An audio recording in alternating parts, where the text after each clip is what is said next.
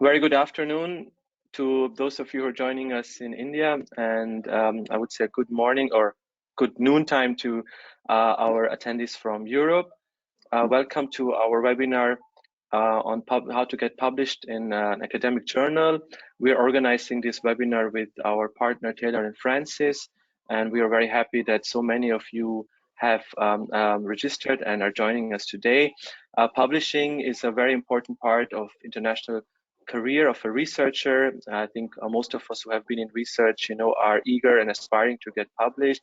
I think some of you are planning to get published now, and some of you already have published, but this webinar will give you really a very good insight into the publishing process, the perspective from the publishing house, what they are looking at, and giving you a really good guidance, on how to be successful in your publishing process. My name is Samrat Kumar. I am the country coordinator of Euraccess.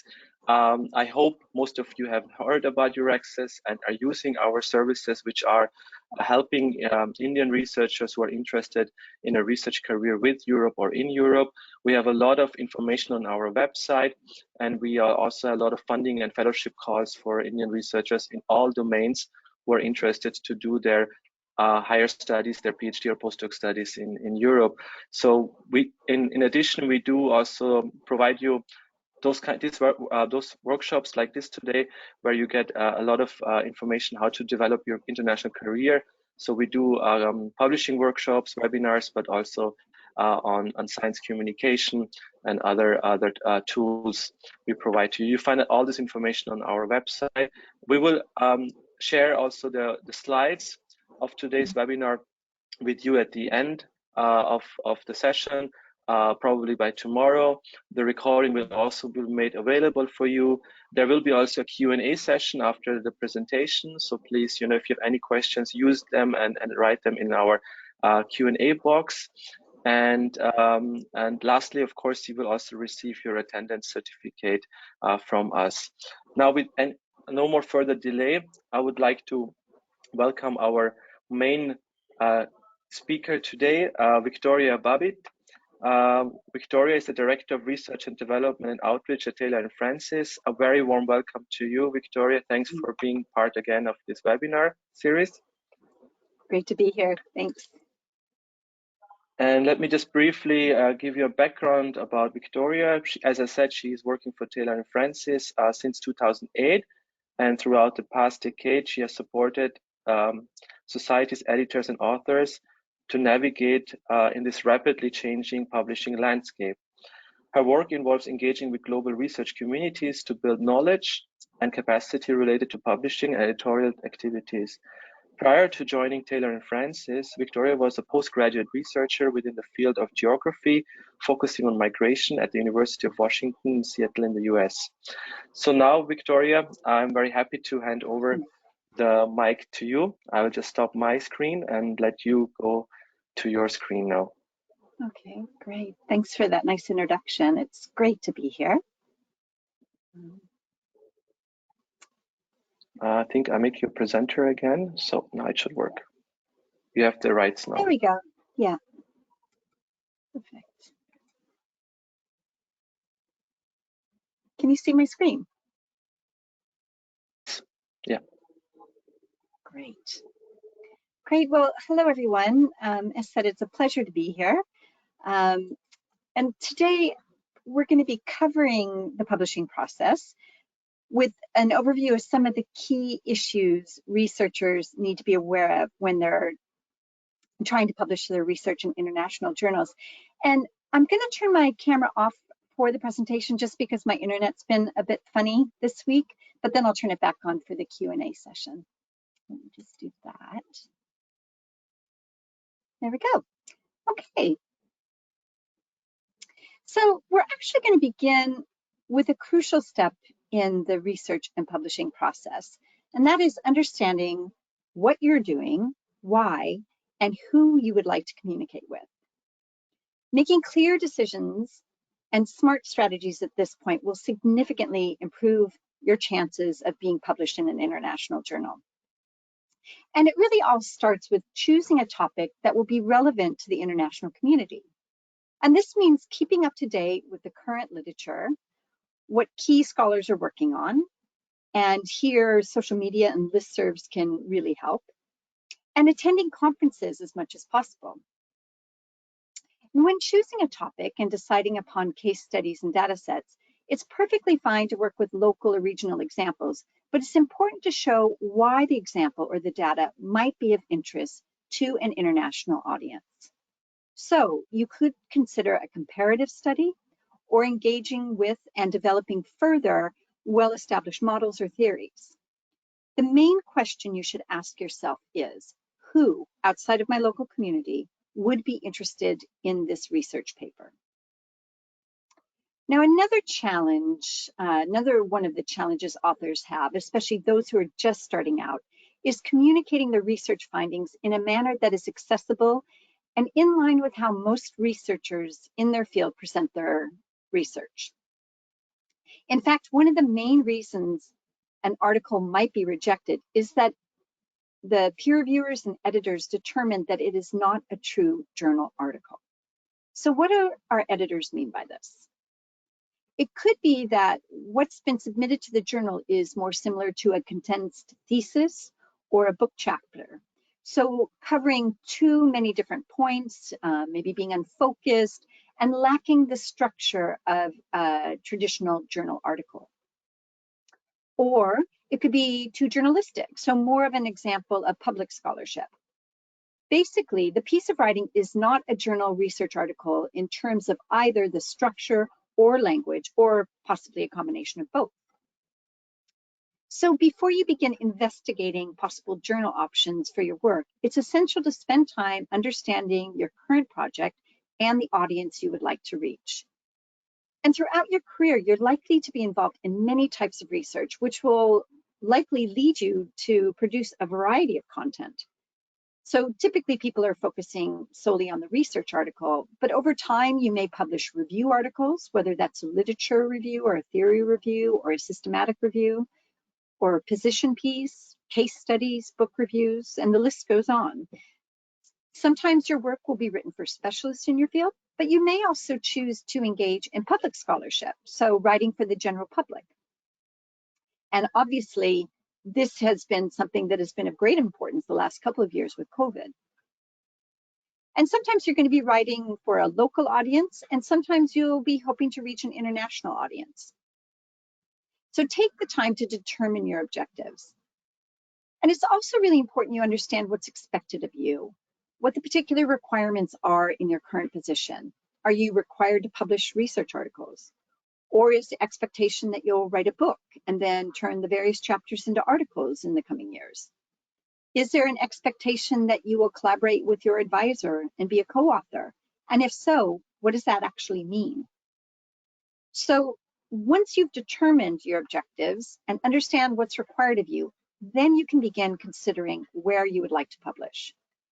And when you begin investigating the appropriate place to publish, remember, you're joining an ongoing conversation in your field. So you want to make sure that you're contributing thoughtfully to that conversation. Now, some authors wait until after they write to choose the journal to submit to. However, I would recommend creating a list of journals where you would like to publish your work from the start. Choosing a journal that's not a good fit for your work can slow down the publishing process significantly. So it's important to take this part of the process seriously and to be thoughtful about your journal choice. And it can be quite difficult to know where to begin when looking for a potential journal to publish in. Obviously, the first step is to read a lot. Get a sense of the published research and the journal options in your particular field. And during your studies, you likely have read articles published by many different journals in your field. And that will give you a kind of good sense of what's out there. And also some of your peers and mentors may have publishing experience and can share their insights. So talk to your network of colleagues, those in particular who know your work, and ask for journal recommendations. And if they publish in those journals, ask them about their experience. See if they have any advice to offer about the submission and publishing process. Academics and researchers are assessed using different criteria depending on the institutions and sometimes the particular field. So take time to understand how you will be assessed in terms of publications. Do you need to publish a certain number of articles a year? Are there particular journals you need to publish in? Is there a ranking system for the journals where you might receive more points for publishing in one journal as opposed to publishing in another? Do you need to publish your work open access? The answers to these questions will likely be different for each one of you. Whatever criteria you need to meet, make sure to take that into consideration when you're selecting journals to submit your work to. Now, apart from your own experience and the feedback you receive from colleagues and the different criteria set by your institution, there are other methods of identifying journals to publish in. So at Taylor & Francis, we have what we call a journal suggester tool, and many publishers have a similar tool on their website. And this tool will help you identify potential journals to publish your work in. So what you do is you cut and paste the abstract for your paper into the white field in the site. So there's a little image there in the lower right-hand corner. So you cut and paste your abstract into that white field and then click on Reveal Suggested Journals. And then it'll produce a list of journals that might be a good fit for your work. But you'll need to investigate them further. So as said, once you've identified some of the journals that might be a good fit for your work, you need to investigate, and the best place to start is by carefully reading the aims and scope statements of those journals. So aims and scope statements are designed to give librarians and students and researchers and potential authors a clear understanding of what the journal is about and the type of research they're interested in publishing. And here's an example of a journal, the Annals of the American Association of Geographers, or the AAG. That is what we call a generalist journal, a journal that covers broad subject matter across the discipline of geography. However, they do highlight some requirements. So they want research that is innovative, research that is of high quality and that's making a novel contribution to the literature. And lastly, they highlight the different types of content that they are interested in publishing. So here's another example from geography. And this is a journal with a slightly smaller scope, so social and cultural geography. And here they want research that makes strong contributions to critical geography, which is a particular type of theoretical geographic research. They would also like research that confronts topical issues and fosters debate. So they're using very particular language there. And they're interested in international authorship. And again, they highlight the different types of content they're interested in receiving. And lastly, one last example from geography with a particular geographic and topical focus. So Eurasian geography and economics. So this journal is interested in receiving research about particular geographic regions that focuses on particular research areas. In addition, they want authors to clearly articulate their novel contributions to the literature regarding the region or theory, and they welcome comparative studies. Lastly, they encourage papers that integrate studies of Eurasian geography and economics into the wider discipline.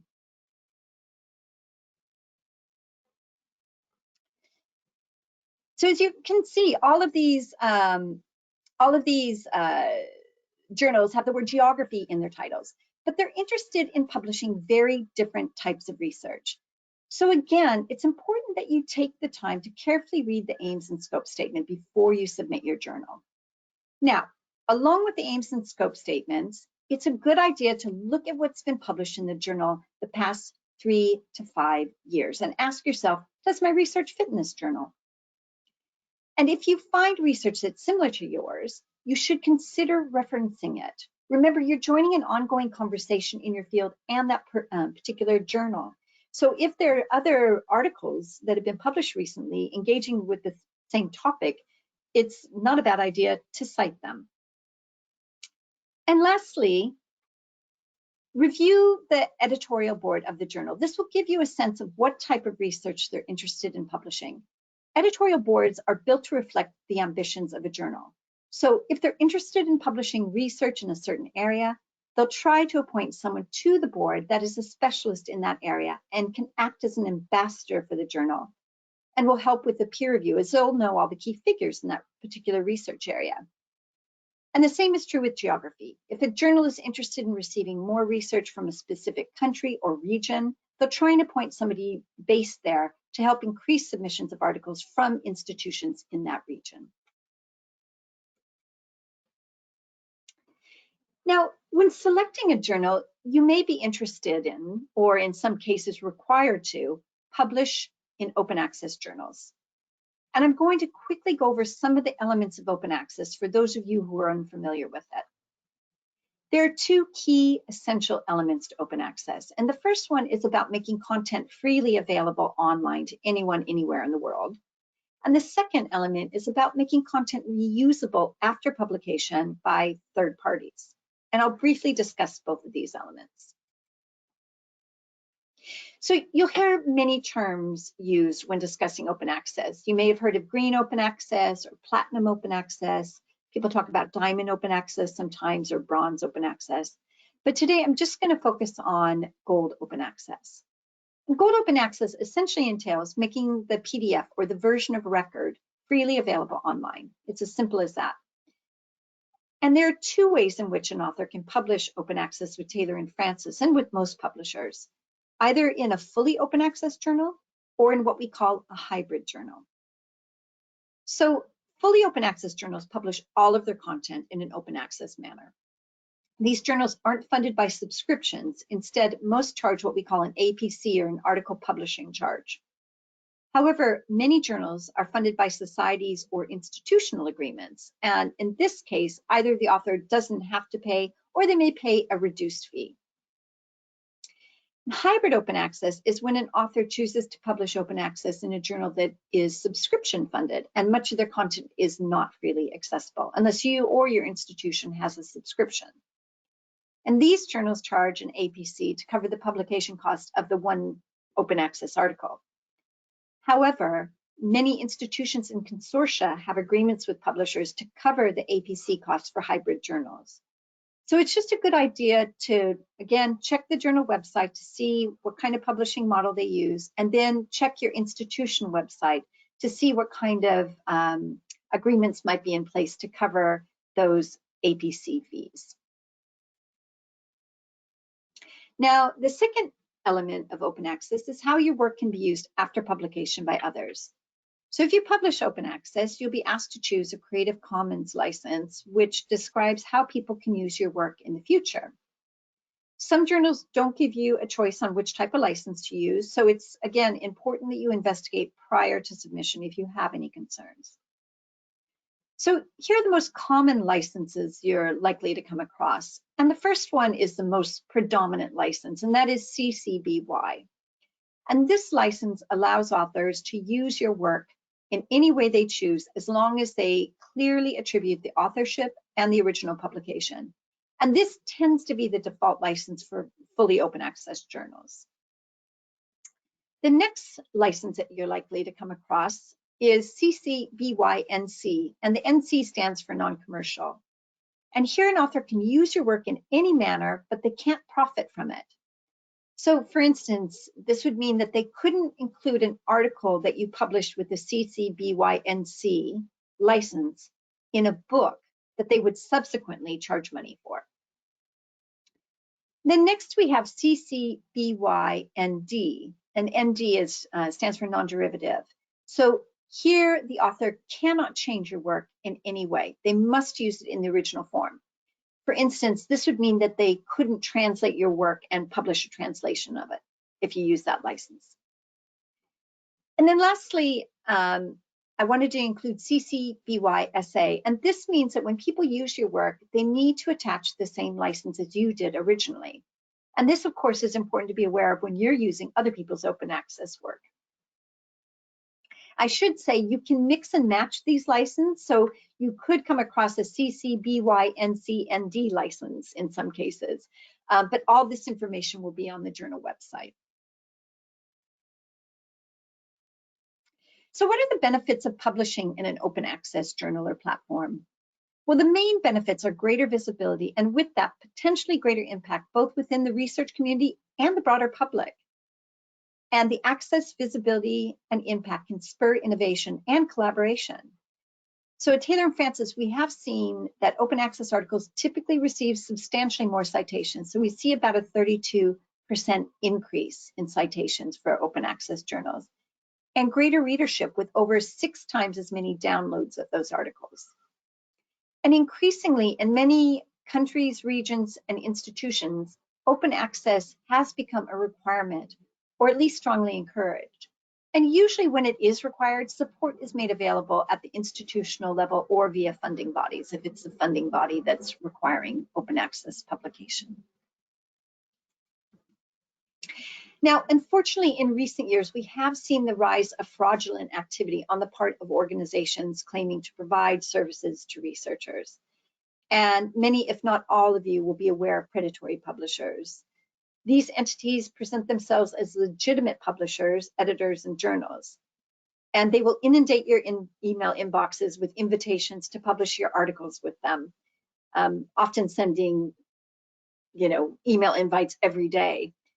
However, often the journal in question will be outside of your research area. So take a look at the example on this side in the upper right-hand corner. This is actually an email my partner received a few weeks ago, and it's from a medical journal interested in publishing his research, which focuses on asset pricing and pensions, because he's a financial economist. So you can kind of see that these are just kind of automated emails that are going out. No one's actually looking at the research.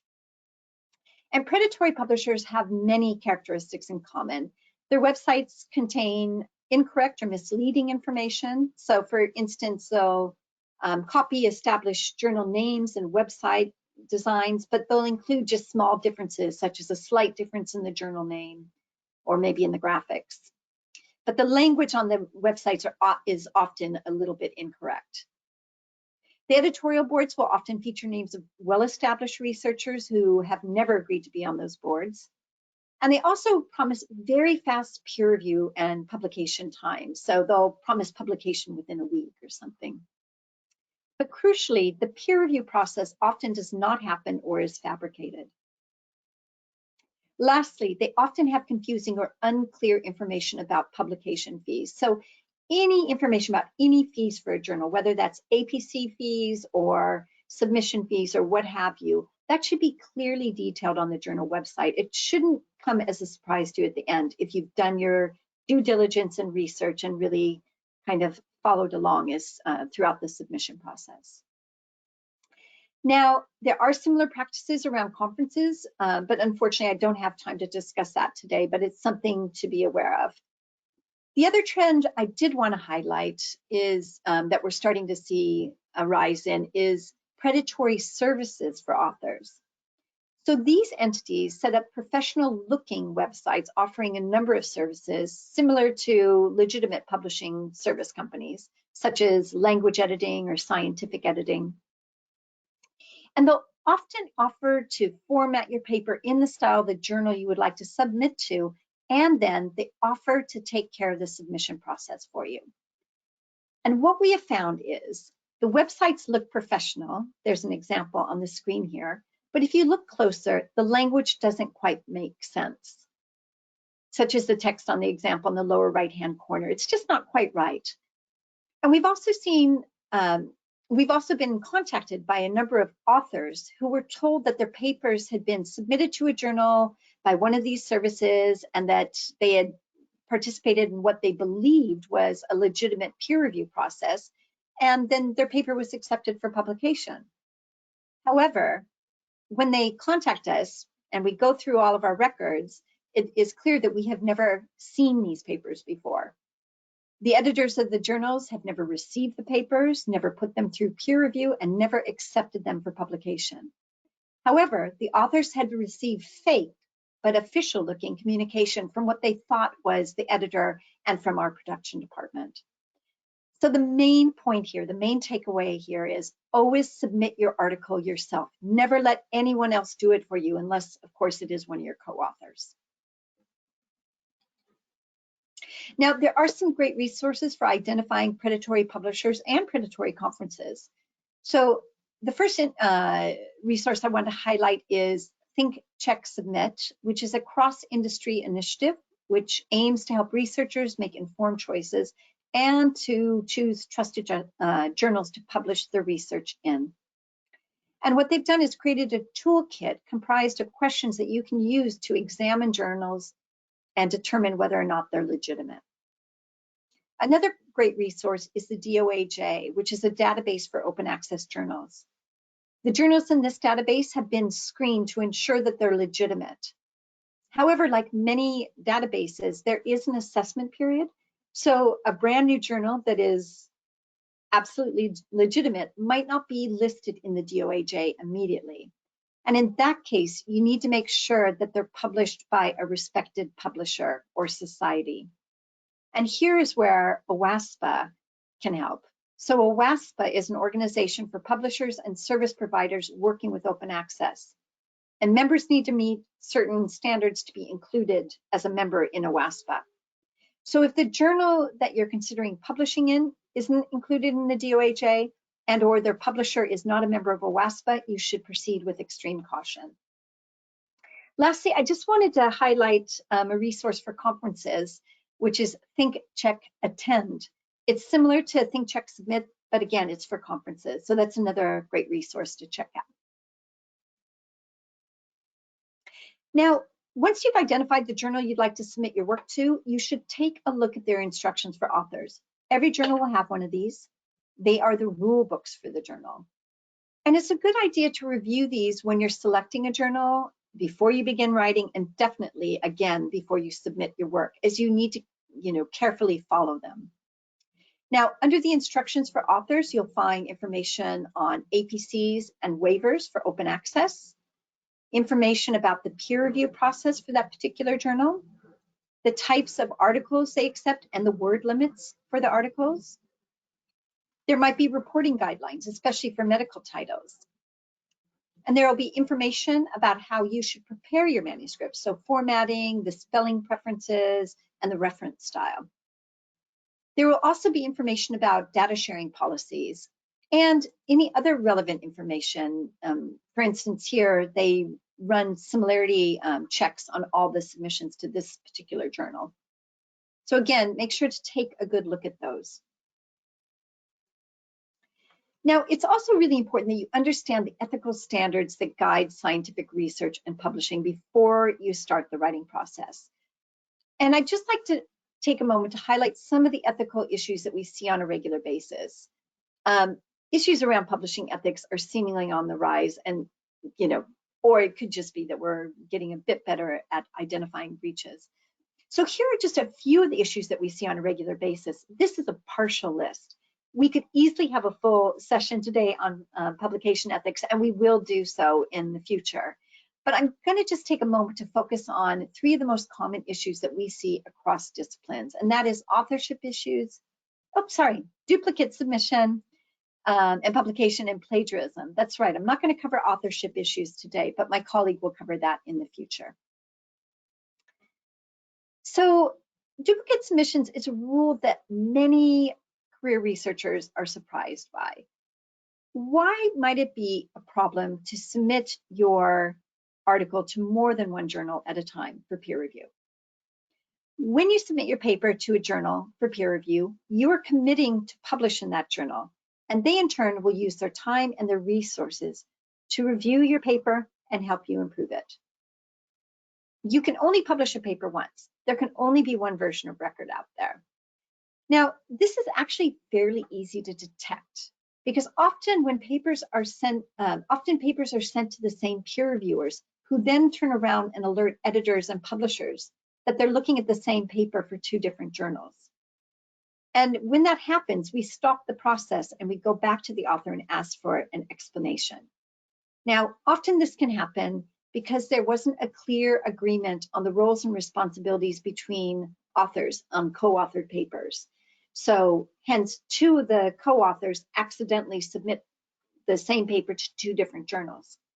But I have to say, editors are becoming less forgiving and often will withdraw the paper in question from peer review because they believe people are doing this intentionally to move through peer review quickly. So you need to avoid this at all costs. Now, sometimes it is okay to submit work that has been presented elsewhere. You just need to be honest with the editor about the previous presentation, publication, or posting. So transparency is really key here. So for instance, if you publish an article in another language but would like to publish it in a different language, you just need to contact the editor of the journal and ask them if they would be interested in publishing a translation. They may be happy to do so, or they may point you in the direction of a different journal.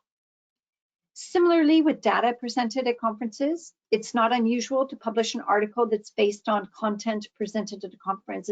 It's part of the process. You just want to make sure to clearly state that the data or an earlier version of the paper was presented at a conference. And then preprint servers are no longer an issue for most journals. Again, you need to cite the original publication in your paper and let the editor know that a version of the paper can be found on a preprint server in an archive or repository and provide a link to it. Originality issues are also becoming easier to detect. As you saw on that previous slide, most journals use software to measure instances of overlap with previously published work.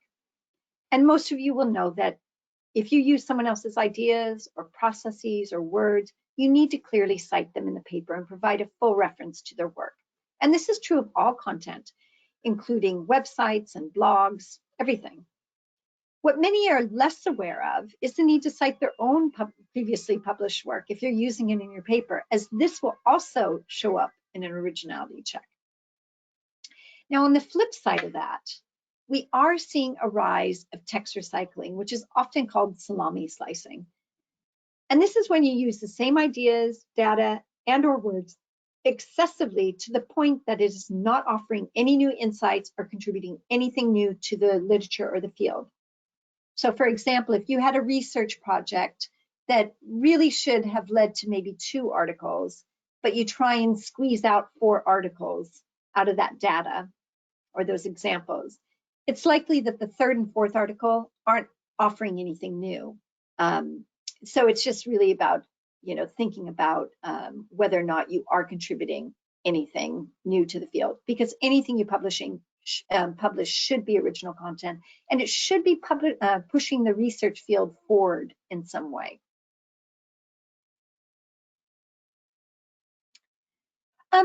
Obviously, we don't have time for a writing workshop today, but I just thought I would highlight a few points for those of you just getting started. First of all, think like an editor.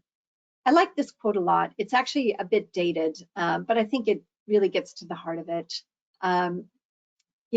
What is going to actually make the journal pay attention to my paper? You want to make it easy for editors to read and enjoy your work. Depending on the size of a journal, an editor can receive anywhere from 50 to well over 1,000 manuscripts a year. So you want to make sure yours stands out. And to gain a good understanding about how to communicate your research, I suggest you read a lot. And it's likely many of you have access to most of the published research via the various library websites that you have. The absolute best thing that you can do to become a great writer is to read other great writers in your field. See how they structure their papers and their arguments, how they present their data, and model your structure after theirs. Don't copy them, but you can use it as inspiration in terms of how you structure your paper and communicate your ideas. And if at all possible, write your paper first and edit it later, as this helps you to create a through line in your paper. So, that line that's going to hold all those different parts together in a cohesive narrative. And remember, simplicity is key, especially when you're dealing with complex problems or theories.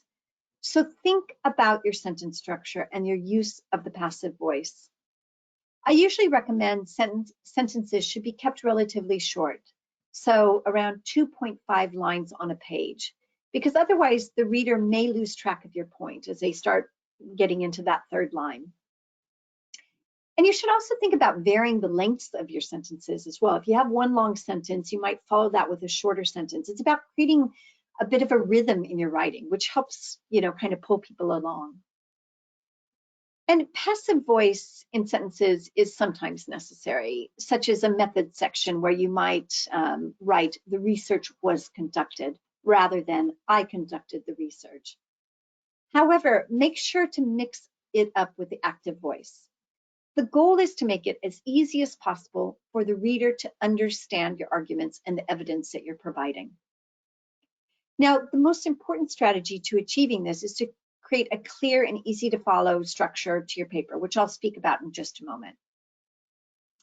Lastly, I think it's useful to remember your role is that of a storyteller, which it's easy to forget sometimes when you're deep in it, but it's really up to you to give life to the exciting story of your research and translate the passion that you have for the subject to the paper in an easy to follow manner. Now, there's a lot of different models to papers, but for empirical research, this is the most common structure used for articles, the IMRAD model. And it's fairly straightforward. Different disciplines might call these sections slightly different things, but the structure would be relatively the same.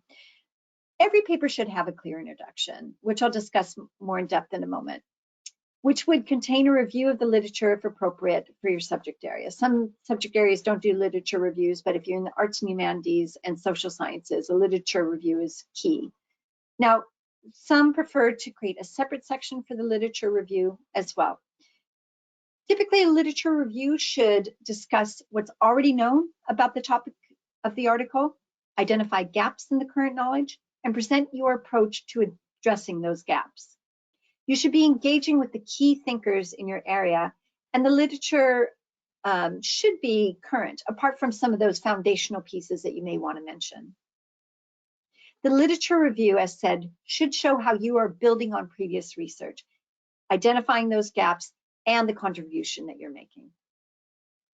Now, a method section, which provides detail of your research process and the techniques and tools that you use, would follow the introduction. You should be very specific about your processes and the data that you're using. For example, if you conducted interviews, you should let the reader know how many interviews you conducted, what questions you asked, why you chose to interview subjects, and what this will bring to the research. For other types of data collection, we need to know what your methods were, how long you observed, how frequently you tested, how you coded qualitative data, and so forth. And if you used existing data sets, we need to know that as well. And if you've used a variety of methods, you need to discuss those separately. So interviews and surveys and experiments. In this section, you should be extremely clear about the protocols that you followed, especially in biomedical research. Now, next, you have the results section where you present your findings, the data that you collected. In this section, you will visually present the data in charts and tables if appropriate. And if you're using anyone else's data or images, you must obtain permission and fully cite them in the paper. Next, you'll have the discussion section where you would analyze your findings and discuss the significance of the data, or in the case of no results, the lack of significance. Some tend to create a separate section for the analysis. It's up to you and to the journal you're submitting and just the traditions in your particular discipline. And then you're going to tie it up with a nice conclusion, which would highlight the main points of your article. So that's the basic structure that you'll find. Now, as said, I'd like to focus a bit on the introduction because it's especially important that you create a strong introduction. The introduction lays the groundwork for the entire paper and is often the only part of the paper people read carefully, as many of you know.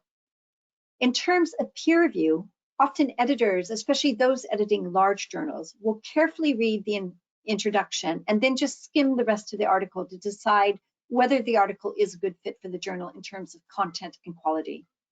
So it's incredibly important that you create a strong and well-structured introduction, which is usually 2 to 3 pages, that establishes the research question or problem you're exploring, provides a clear thesis or argument, which is easy to see and understand. So make sure your argument stands out. You don't want to bury it in the midst of the paragraph on the bottom of the second page. As you see with this paper, they have placed the main argument in the second paragraph just after they have provided the problem and background to the research. You want to provide a review of the literature, if that's standard in your field. And then you should also provide an outline of the structure of your paper, letting readers know what they can expect, which would be the methods or theory section, results or finding discussions, and finally that conclusion that we discussed about. But do keep in mind, some journals and disciplines require very clear structures with simple headings for their papers, as with the example here. And in that case, a roadmap wouldn't be as important. So again, just review the papers in your field and journal to see what's standard and let that inform how you proceed. Now, apart from the paper, another important element is the abstract. And like the introduction, the abstract is often the first thing an editor or potential peer reviewer or reader will look at to assess whether an article is of interest. So it is essential that you spend a good deal of time writing and refining your abstracts. And here are just a few basic tips to keep in mind when writing your abstract. So first of all, it's difficult to write a decent abstract before you actually finish writing the paper, as the abstract is the overview of the content. You want to make sure you know the parameters for the particular journal you're submitting to. Most have word counts and perhaps guidance on structure and format. And the word counts tend to be quite small, so it's usually about 250 to 300 words. You also want to think about your potential audience and write it for them. And after you've written your first draft, go through and remove any of the unnecessary words. So just really try and focus on that essential information. And if you end up revising your paper after you've written the abstract, you want to go back and make sure to review the abstract as well, to make sure that it matches with that new version of your paper, because you might have made some kind of significant changes in your paper that need to be reflected in your abstract. And lastly, read it out loud and have others read it for fluency. If your abstract is difficult to read, it's unlikely that people will click through to the article. So definitely take the time to make sure it is reading well. I mentioned structured abstracts a moment ago, and here are 3 examples. And many journals do require structured abstracts. Now, while the journal you're submitting to might not require you to format your abstract in this manner, these give you a good idea of the information you should include in an abstract. So the first example is from a social science journal, which asks for the research question, methods, results, and findings, and then the implications. The second one is from a public health journal, which presents the background, objectives, methods, results, and conclusions. And then the final is from an environmental science and policy journal, which asks the authors to highlight policy insights in the research, which you would assume. So it's just 3 examples of what you may come across. And again, you'll be able to see this on the journal website.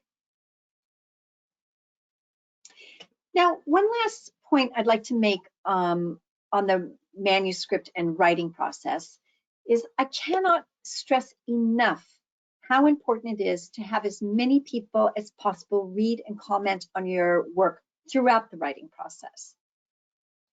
And you have many resources that you can draw upon to receive good critical feedback. First of all, you have your local network, which might be your PhD committee or your colleagues or fellow students. So do try and find those colleagues who will give you tough, detailed feedback, who will tear your paper apart with the goal of making it better. So I always say, try and find those people with the big red pens. It's also good to have those supportive colleagues who will pat you on the back and say, great job. Those are the people that keep you going. But to get your paper in the best possible shape, you really need those who will give you that tough critical feedback. And don't forget to reciprocate. Regional and international conferences are also a great place to share earlier versions of your paper. And one of the positive outcomes of the past couple of years is that many conferences have become a bit more accessible as they have moved online. We'll see what the future brings there, but it has made it much more affordable because people don't have travel costs. So do try to participate in conferences if you're able to. They provide the opportunity to receive feedback from researchers from outside of your current network. Now, preprint servers such as Archive and BioArchive are also good places to share earlier versions of your work. And we're seeing a growth of preprint servers in a variety of subject areas. Likewise, academic networking sites such as ResearchGate are also useful platforms for sharing those early versions of your work. Lastly, if you have the chance, I recommend setting up a writing group at your institution or maybe across institutions in your subject area. Not only does it ensure helpful feedback, it helps to keep you on track. Because if you know that you have to share your paper in the next session, you're likely to commit to finishing that draft. The goal here is to get your paper in the best possible shape you can before you submit it to the journal. And here are some basic tips to keep in mind prior to submitting. First of all, in most cases, you'll be submitting to an online system. So make sure that you have all the files on hand that you need to submit. And if you're using images and data that's not yours, make sure that you have obtained permission ahead of time. This is your responsibility, not the publisher's. And then to avoid any problems or mistakes, if you have co-authors, make sure that you have an agreed upon plan with them on who's responsible for what and which journal you're submitting to. And also be certain that you've have their correct information of all your co-authors, including their preferred spelling of their name and their affiliation and their current email address. And then lastly, make sure that the version that you submit to the journal is the final version, not an earlier draft. This happens sometimes. People submit the wrong draft, the paper's rejected, and then they open up the file and realize that it was the wrong draft. So do take 5 to 10 minutes to look at all your files to make sure that they are the relevant files. So this quote really captures the importance of peer review. Not only is it quality control, but it's a form of collaboration between researchers. And researchers agree that peer review is an essential part of the process. So this chart is from a 2018 massive peer review study that was conducted by Publons. And here you can see that the majority of researchers find peer review either important or extremely important. So peer review is where papers are assessed for the different elements that we've discussed today. So is it a good fit? Does it follow our guidelines? Is the research novel and making a contribution to the field? Is it sound science? Does the evidence support the findings? Is it contributing to the body of literature? Is it well written? Does the author clearly communicate their findings? And are there any ethical issues? And here's what peer review looks like in practice. I'm going to just start by talking about the 3 types of peer review you're likely to come across. The first one is called single anonymous. And this is where the reviewers know the identity of the authors, but the authors don't know the identity of the reviewers. And this is the most common model that you'll find in science, technology, and medical disciplines. And then the second type is called double anonymous, or sometimes double blind peer review. And this is where all the identities are hidden. And this is the most common type of peer review you'll find in arts and humanities and the social sciences. And then lastly, we have open peer review. And this is where all the identities are known. But open peer review, there's a lot of varieties within open peer review. I think there was an article out a few years ago that counted over 80 varieties of open peer review. So it could be that everyone just knows who each other is, or it could be that the whole process is published online for the public to see. So all the peer reviewer reports and such as our F1000 research platform. So again, look at the instructions for authors on the journal website to find out what type of open peer review they're practicing. So here's an overview of how peer review works in most cases. So your manuscript is submitted to the journal, and it's going to go through an initial check to see if everything's in order. So if it's not formatted correctly, or if it's missing files or other components, it will be returned to you with instructions on what to do. And then once you resubmit and everything is in order, the submission would then be sent to the editor for a quick review. So the editor will decide if the paper should be sent out to the peer review at this point, likely reading that brilliantly written introduction that you have. At this stage, it can be rejected if it's out of scope of the journal, or if it's not complete or unreadable or not understandable. And this is called a desk reject. And usually those decisions come fairly quickly, within 1 or 2 weeks. Now, if the paper is of interest, the editor will send it out for peer review, usually to 2 or more external reviewers who are specialists in that particular area. And they will read the work and provide a report to the editor with a recommendation for a decision. So the most common recommendations are revise and resubmit with major revisions and minor revisions. And if this is a decision you get, you should celebrate. This means they're interested in your work, but they have some suggestions on how you can make it even better. So revise and resubmit with major revisions. This means that they like something about your paper. It could be the data you're using, it could be the argument you're making, but there's still a lot of work to do. You still have a lot of heavy lifting to do to make this, to get this paper in shape for publication. It's not guaranteed that will be accepted in the end, but there's something there that they like. Revise and resubmit with minor revisions. That means that you just need to make a few changes. It might be that you need to reformat some stuff, or you need to include some citations, or clean up the language, or something like that. But they're really interested in the work, and likely if you address all the concerns, the article will be accepted. Now, obviously, your article can be rejected at this point, and I have included except here. It is possible that your paper will be accepted without revisions, but it's highly unlikely. Every piece of writing can be improved upon, and that's what the peer review process is about. Now, once you make the revisions, you will resubmit to the editor, who will either accept it or send it out again to the reviewers to see if they're happy or if they have further comments. And here's the bad news. You can go through that cycle a couple of times and have your paper still be rejected. And I'll tell you how to avoid that in just a moment. So responding to peer reviewers' comments is a really important part of the publishing process. And at times when you receive the reviewer reports, it can feel like rejection, especially with a revise and resubmit with major revisions. Try not to become upset, but if you are upset, just close your computer, go into the kitchen, make yourself a cup of tea, and forget about it for a couple of days. And then when you're ready to get to work, carefully read the decision letter from the editor, because it may include advice on how to respond to the reviewer's comments, and it will likely provide information about deadlines for returning your revisions. If you have co-authors, set up a meeting to review all the reviewer comments, and make certain to share all those reports ahead of time so everyone has a chance to digest everything so that it's a productive meeting. And then whether you have co-authors or not, you want to go through those reviewer reports carefully and make a list with each of their suggestions for improvement. And you may want to group the different recommendations based on category. So if they have a bunch of recommendations about your literature review, your methods section, you may want to group those if that's easier for you. Just do what works best for you. The most important thing is that you capture all of their recommendations. And then you need to go through that list and decide which recommendations you'd like to adopt and make those changes. Now, here's the key to avoiding the fate of going through the revisions process a couple of times and still being rejected.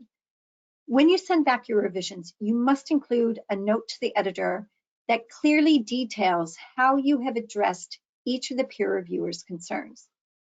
So where you've adopted the peer reviewer's recommendations, clearly detail what you've changed and where that change can be located in the paper. So be specific, page number, line number. You can oftentimes highlight those changes. And some journals do welcome the use of track changes to help editors and peer reviewers see what you've done. But even if you're using track changes, you need that cover letter explaining everything. Now, you're not going to agree with all the peer reviewers' recommendations. And in that case, you need to clearly and respectfully explain why you chose not to amend your paper. So be very specific. For instance, if the peer reviewer thought you should cite another paper, but you feel that it's out of scope of your project, explain why that is so that both the peer reviewer and the editor understand your logic. Once you've detailed how you've addressed each of the peer reviewer's comments, review your response to the editor to make sure that you've included all the recommendations and the actions that you've taken, and that you've done so in a really clear manner, and that the letter is professional and devoid of any frustration. This can be an incredibly challenging process, so it's understandable that you may become a bit frustrated. It's just important that that frustration doesn't influence your communication to the editor. Most importantly, remember to be respectful and professional during this process. This is your community, your future network. You may end up submitting to the journal again. You may be asked to peer review articles for the journal. You may want to become a board member one day, or you may have dreams of collaborating with the individuals who are currently reviewing your paper. So keep all of this in mind during the process. And remember, the editors and peer reviewers are just trying to help you publish the very best version of your work. Everyone always wants to know the top reasons for rejection, and I think I highlighted the first, which is it was sent to the wrong journal. So again, remember to carefully read the aims and scope statement for the journal and look at what's been previously published, especially in the last 3 to 5 years. And for number 2, this goes back to what I was talking about at the beginning, understanding what sort of writing project you're undertaking and researching the best platform for your work, because it might not be an academic journal, it might be something else. Number 3 is a pretty easy one. It's just about reviewing and following the instructions for authors, because they will always have word counts for the different types of articles they accept. And 4 through 9, this comes back to sharing your work as much as you can. Workshop your paper, have those trusted colleagues read and comment throughout the writing process. And again, find those colleagues that will give you tough critical feedback that's designed to help you improve your work. And consider presenting your work at conferences as much as possible. And then the last one, I think it goes without saying, avoid at all costs. So that's it for me. I've included my email address here in case you don't have the opportunity to ask a question. Please do feel free to get in touch with me afterwards.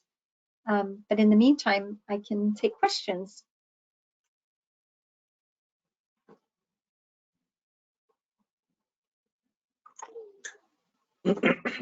Thank you so much, Victoria.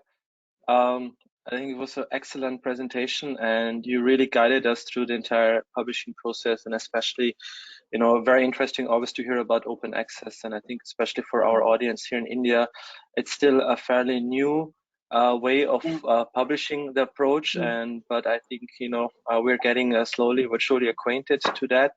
And also, of course, thank you so much for this very useful tips at the end of your presentation also, and the advices you gave.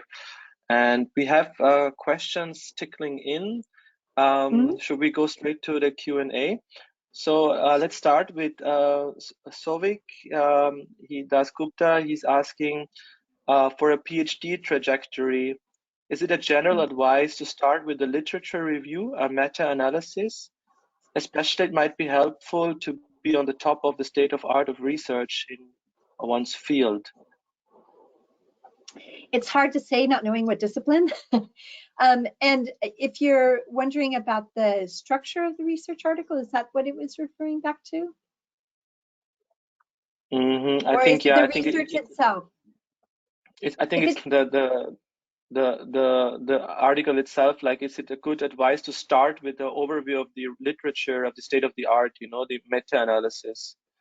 Like, yeah, I mean, it's usually foundational. You kind of want to say what's gone on before. Again, you're trying to you're making the argument for your research. This is how I'm intervening here. This is the problem I'm solving. This hasn't been discussed before, or it's been discussed this way, but I'm tweaking it and, you know, kind of engaging with theory or new practices in this way. So it's really about stating your claim, what you're doing.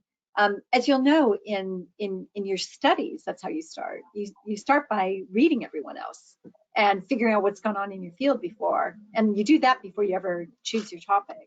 So it's the same kind of thing here for an article, is you really want to show that you understand what the history is there. It's also it's respectful, isn't it? You know, to kind of acknowledge Yeah. the work that's taken place before you. So yeah, but as I said, it's a little bit difficult because there is some differences between different disciplines, but as a general rule, I'd say that's a good place to start. Great. I think yeah, that's you know a Would fair you agree? response. Yeah, Yeah, of course, you know, one always starts with to say what is out there, what has been already done, and where my research will take it further, or you know, yeah, maybe critically look at already the existing results of research in my field. yeah. The next question was about, you know, the different types of open access journals, and there was the question about, does CC allow translation? Yeah, so I was talking about those different types of CC licenses, and they mix and match. Yeah, It's a little bit confusing. I'd encourage you to go take a look at the Creative Commons license website. They've got a really informative website where they explain it. I mean, these yeah, licenses are used with music and film and everything. So, but basically, if you had a CC BY ND, then it would not allow for translation because the ND is, you know, it's basically saying you can't change the work in any way. But if it was a CC BY, no problem.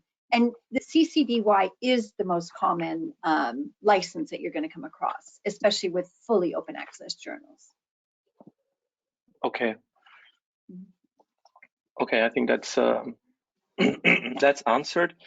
Now another question is about self-plagiarism. Hmm. So how do you or the publishing house judge a paper if it has too much of self-plagiarism? If you detect it, what actions are taken then? Is the paper rejected straight away, or you know, is there a process for the author to revise his or her article? Yeah, I mean, this comes back to plagiarism in general, I think. You know, people always say, well, what's the percentage? How much? How much is Mm, okay? yeah. And it's not Mm, how much, it's what type. You know, you could have, you know, 25% overlap with something, you know, but it's not problematic because it's a lot about the method section, which you can only talk about methods in a certain way. If you're engaging with the same project over, you know, a couple articles, there's probably going to be some overlap with methods. Or if you're doing a massive literature review, there's going to be huge amount of overlap because, you know, you've got a lot of citations in there and that sort of thing. So again, it comes back to the type of overlap. And if it is original ideas, like if you have a lot of overlap in your discussion, that's going to raise red flags everywhere because then, you mm, know, what's new here? We've already heard this discussion before. And you can yeah. only have 5%, and it would be problematic because it would just be like, this, we've heard this already. It's not offering anything new. Journals probably have different policies. It depends on the journal about whether or not they say, hey, this isn't really anything new. Some might reject and resubmit, where they say, you know, you've got some stuff here, but it's too similar to the previous article. But it's really going to depend on the particular journal. But in general, people are becoming much less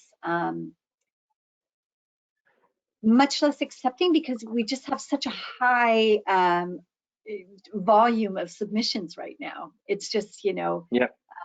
the system's under stress right now, really. Okay. Mm-hmm. Mm-hmm. Okay. Next question, Victoria, and it's about single blind or double blind peer review. Like, in your opinion, are there pros and cons of both? And is open peer review the future of peer review in an open access world? Yeah, that's the debate, isn't it? Um, Mm, yeah, my gut feeling is, I mean, we hear, I do these workshops everywhere, and you know, I hear from a lot of people fears of bias in peer review and this sort of thing.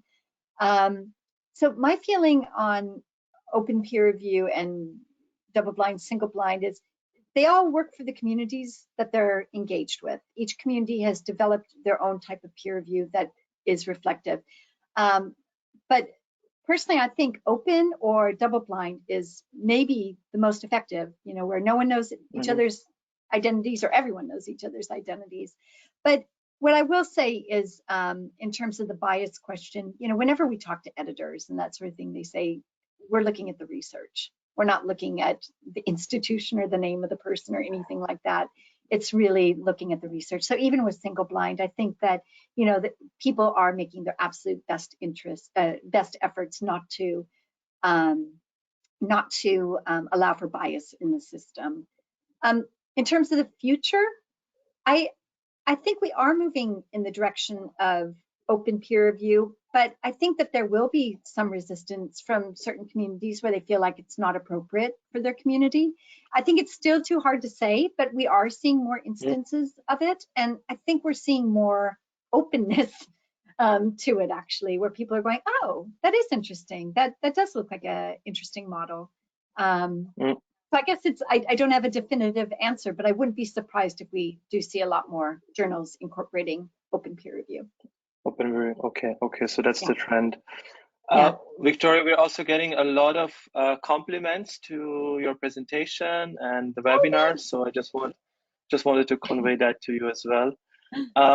There's another, I think, interesting question is, if one can publish articles based on data which is more than 5 years old, like, is this thing you would recommend, or is it better to, fetch more recent data? Again, it depends. It depends on your subject area and, what you're working on. Some data, historical data, you're going to engage with. Some of the data, in certain disciplines might not change that much. There's some really rich data sets. I know that in economics that people work with over a period of time. So again, there isn't any hard, fast rule on that. It's more what is typical in your subject area and what does that data or that older data provide? What insights could that provide? So you really have to use your judgment there. Okay.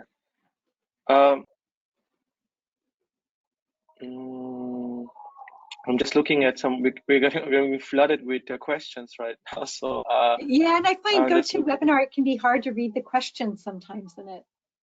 Yeah. There's questions about social sciences, humanities. The good news is we will have a dedicated session on that in a part of our webinar series with Taylor and Francis, and that webinar will take place in September. And we will, in due time, share the information with you. So those of you who are in the field of humanities, social sciences, so please bear a little bit with us. We will have a dedicated session for you guys on how to publish in these disciplines.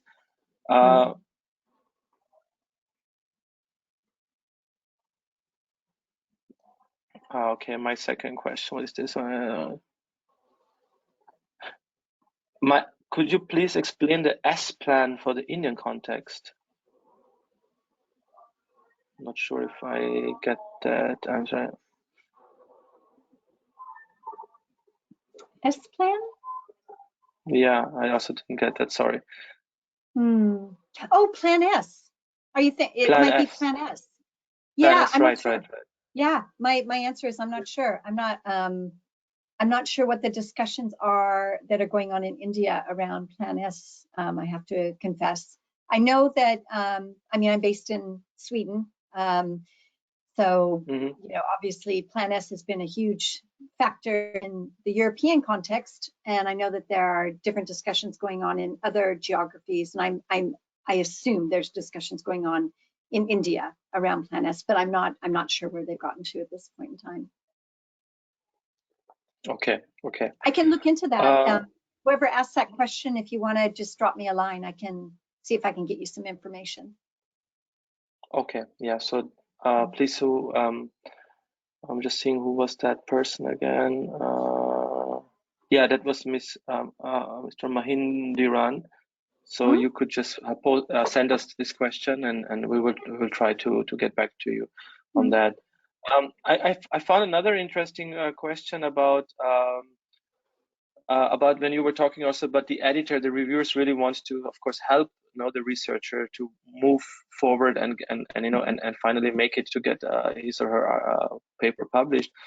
And there's this question. I understand that reviewers are trying to help us publish the best work, but sometimes we as authors see quite harsh words tone from the peer reviewers. What do you think why this happens, and how to react in those cases, especially as PhD students or early career researchers? How to react. It can be also very demotivating, no? Maybe. Yeah. If you believe me, I've managed a lot of journals, and this is a conversation that comes up quite a bit, and it's really challenging. And those peer reviewers should know better. They should remember how it was when they were just starting out. I remember the first reviews I got, and one of them was rather harsh. And it was, because you feel really vulnerable, especially if it's your first paper that you're sending out for peer review. It can be a nerve-wracking experience. I mean, if the language is abusive language, it's important that you contact the editor and let them, just highlight that. Editors need to know if something that's come back has been inappropriate. If it's just kind of short language, because what I'll say is, I think what happens more than anything is that the peer reviewers are under pressure. I mean, many of you probably on this call do peer review, and you're kind of trying to squeeze it in on Sunday afternoon between taking care of your kids and going to see, your parents or whatever the case may be. So it's oftentimes these people that are doing peer review are under so much stress that they're just trying to get the report out, because it's on a deadline, they're trying to get it out, and that they don't take that extra beat to kind of look at it and check the language. So it's not necessarily that they're being rude, it's just that the language is short. It's not as generous as it could be. Because I don't think people are ever trying to be intentionally rude. And I do think editors are pretty good at catching most of that stuff. So ask yourself, is this just kind of short and not super kind language, or is it something that it is borderline abusive? And if it is borderline, abusive or disrespectful and really kind of crosses that boundary, then, that we as publishers want to know, definitely, and the editors probably do want to know. But I'll say most editors do try and catch that stuff. Okay. Do you have anything to add, Samrat? Would any different experience? No, I think that was very well explained by you, and I think just not to be disencouraged. In the end, it's really it's part of the publishing process also to get those and that takes actually to the next question. It's like, what any advice for the review paper? Is there any tips or guidance? How to tackle a review paper? To tackle the comments of the reviewers. Yeah. I would say, I think the best thing is to just be surgical, and I think it helps with that language thing too, to just kind of, if you do get something where the language is a little bit like, oof, what's this? That's a definite situation where I would put that away for a couple of days and just kind of calm down. And when you come back out, just go sentence by sentence. What is their suggestion? And make that list. Be really methodical about it. Just, what are they asking me to do? And then go through that list and be really honest with yourself. Are they asking me to do something that is taking my project in a different direction? Do I want to do that? And, if anything's unclear in terms of, because sometimes the peer reviewers will give you conflicting advice. That happens quite often. So one person will say, I love this section. The other person will say, take this section out. And if you do get some of that kind of conflicting advice, I would look to some of your mentors or senior researchers that you really respect and ask them to give you some guidance. You can try contacting the editor. Sometimes they're too busy. Sometimes they'll come back and say, oh, I think this is the way to go. But it's really being just methodical about going through all their comments and making sure that you capture them and address each of them.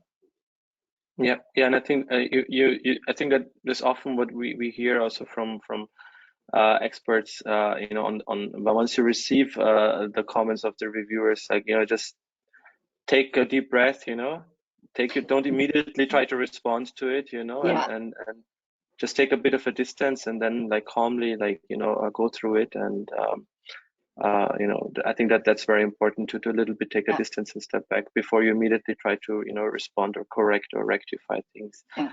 Um, And remember, there's it's not yeah, personal. It's never personal. It's yes, never about you. It's about the work. That's all it's about, yeah, is the work itself. So if you can try and detach yourself from that, you're going to be much more successful, because then you yeah. don't become emotional about it, which of course, that's, I think, the first response of every human being. But it is really important to take yourself out of the equation and just think of the And work being something separate from you.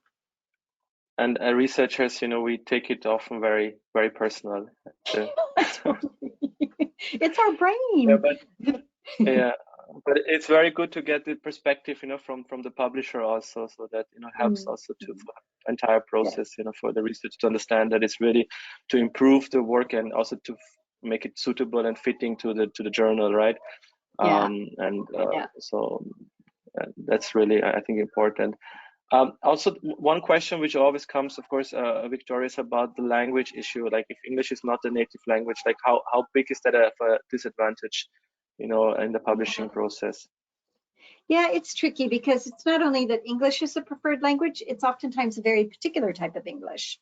So it'll be Mm-hmm, British English or it'll be American English, and they usually do kind of identify that in the instructions for authors. mm-hmm, And usually mm-hmm, what I have heard from a lot of editors, because I've asked a lot of editors this question over the years, and they've said to me that as long as they can understand the argument and the methods used, and it isn't too difficult to follow, they're willing to look at a paper.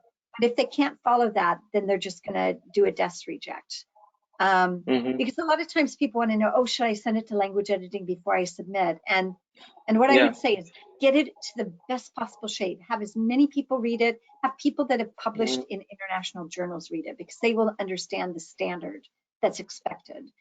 And then once you get it into good shape, send it in. They may, during the peer review process, say, actually, this language needs some editing.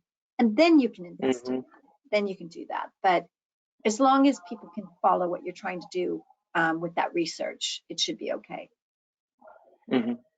Okay. Now, I should say, for the really competitive journals, those, top of the quartile, impact factor journals, if the language is a little bit messy, they might reject, just because they get so many articles, So So many, it yeah. does probably differ with the competition level of the journal. Hmm. Okay. Okay, that's also good to know. Mm. I think let's take a couple more before we head for, at least here in India, for Friday evening and I'm jealous. for the weekend. You have still a few hours in Europe, Yeah. but yeah. So, like, there's one question: what happens if your paper is published as preprint and it's rejected later? Does that happen? Right. So well, okay, here's a place where, well, I'm trying to think, because most of the time when you're publishing as a preprint, you're not publishing on the journal website or the publisher's website. You're going to publish on, like, Mm, whatever archive it mm, is that's relevant for your subject area.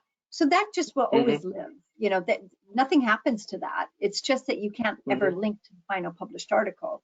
Um, So, I mean, what I would say is, if you have a preprint and it's gone through peer review and it's been rejected, but you got some great comments, you might apply those comments to your preprint. But um, yeah. it's up to you what you do with that preprint. That's your version of the article. Mm-hmm. Okay. One other interesting question is from Akansha. She's asking, many journalists ask for application for waiver while submitting the article and not after it is accepted. Now, does Hmm. application for waiver affect the acceptance rate? What are the chances Mhm. of publishing if you apply for waiver? Like, is this like, Yeah, does this have it's any that. factor No, none at all. in So the that information acceptance? isn't visible. That information is, that's mainly, we as publishers do that for streamlining our processes. So that's kind of back of the house stuff for publishers, because we know if somebody's applied for a waiver, then we need to kind of do some work. It's not the editor that does that work. The editor isn't involved in those kind of waiver Mm-hmm. processes. It's usually the Mm-hmm. publisher that is processing a lot of that information. The difference will be sometimes editors do commissioning waivers. So they might go out to an author, somebody who's really prominent in the field, and say, hey, we'd love to have you submit an article to our journal. And if it's accepted, we'll waive the APC cost. So that would be like a maybe they're trying to expand into a new area. So that would be an area where the editor would be involved in the waivers. But in general, editors aren't really concerned about APCs and waivers and that sort of thing. That would be the publisher that's concerned, or the society that owns the journal that's concerned. So it's not going to affect the decision. It's not going to affect. Okay, so this is, I think, very good to know. Well, I would say, like, we try to cover as many questions as possible, and if there are, if you have questions, you can contact Victoria or us at indiadirectaccess.net, and we will of course try to help you as much as we can. And we of course wish you very, very all the best for if you are planning to publish soon, and we really hope that this information session has helped you, and you got the useful tips, and you feel also more confident now to go through this process. We will share the slides, Victoria, right? We will share your slides with the attendees, and also the recording of this webinar will be made available to you. Yeah, I was just promising I will do it tomorrow, but tomorrow is Saturday, so I might not do it tomorrow. I will do it on Monday. And we are also very happy to hear, Victoria, that you will visit India soon. You'll come to India on a visit for some work and meetings. So that's going to be very nice, that you also, because you have been now, I think it's now the third year we've been working together for the Indian research community. Due to pandemic, it was always only to meet you online, but now I'm looking forward to meet you physical, and maybe you will spot Victoria in Delhi. So who knows?